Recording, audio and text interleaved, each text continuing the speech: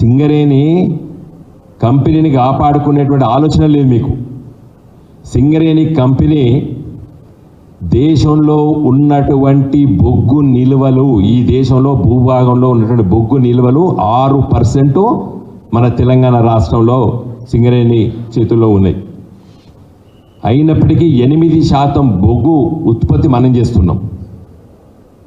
6% బొగ్గు గనులు తెలంగాణలో ఉన్నప్పటికీ 8% తెలంగాణ భారతదేశ ఉత్పత్తి లోపల మనం చేస్తున్నాం.